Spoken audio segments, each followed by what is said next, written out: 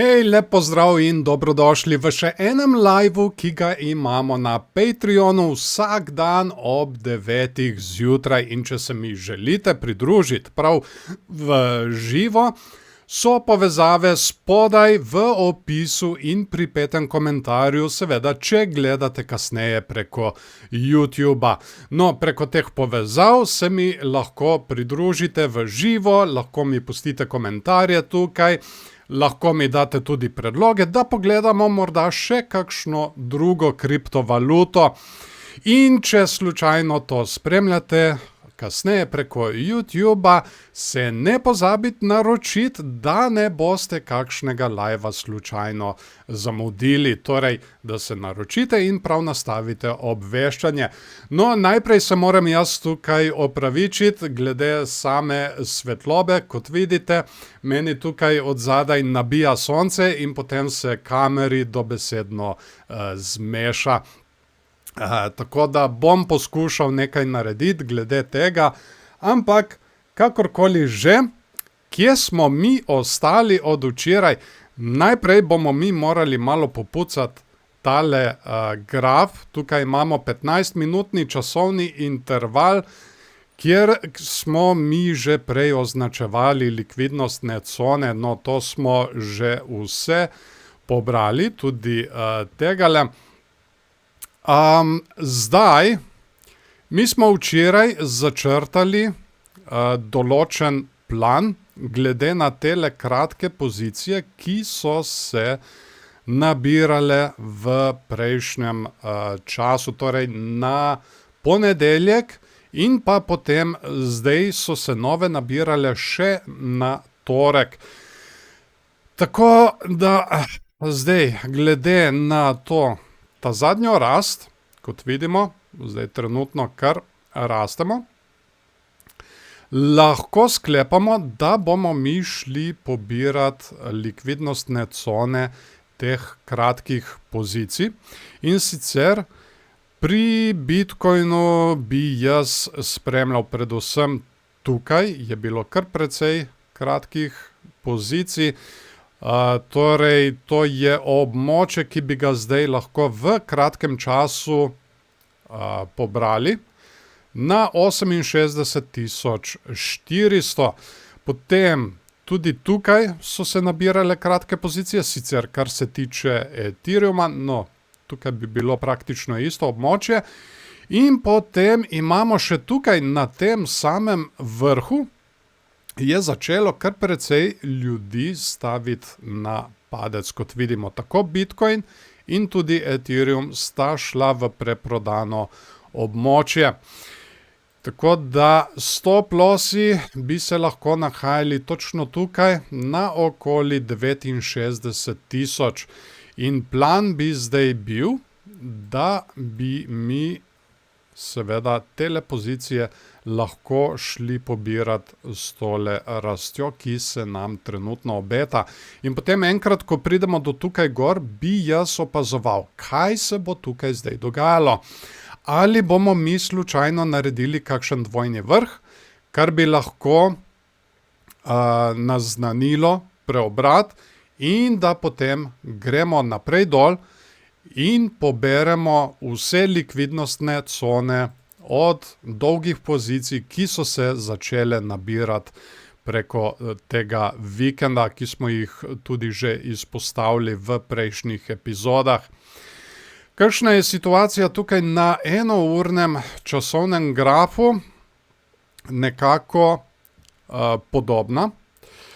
Mi smo, kratke pozicije so se nabirale točno tukaj, na tem vrhu, ki je tudi na 69,000, tako da bom tudi tegale zdaj označil in bomo tudi tole zdaj začrtali. Torej, cilj te trenutne rasti, ki se tukaj zdaj dogaja, večkrat udarjamo ob to eno in isto mejo, 68,100, torej, da mi to zdaj prebijemo in gremo pobirati tukaj tole likvidnostno cono. Na 15-minutnem časovnem intervalu se že ponovno nabirajo dolge pozicije, tako da bo to treba vsekakor spremljati, kako se bo to vse skupaj išlo. Predvsem se nabirajo na Ethereumu. Pa dajmo si zdaj pogledati še Ethereum. Ethereum smo mi že včeraj začrtali tole likvidnostno območje na okoli 2050. Sprva sem bil malo skeptičen, če bomo mi res šli tole pobirati, ampak očitno bomo mi to šli pobirati in tukaj bi lahko mi doživeli tudi odpor. Glede na to, da smo se zadrževali kar nekaj časa in potem tole območje sunkovito izgubili. Kot sem že omenil, Ethereum, dolge pozicije se že kar nabirajo, Bitcoin je trenutno še v preprodanem območju in bi znal slediti v kratkem.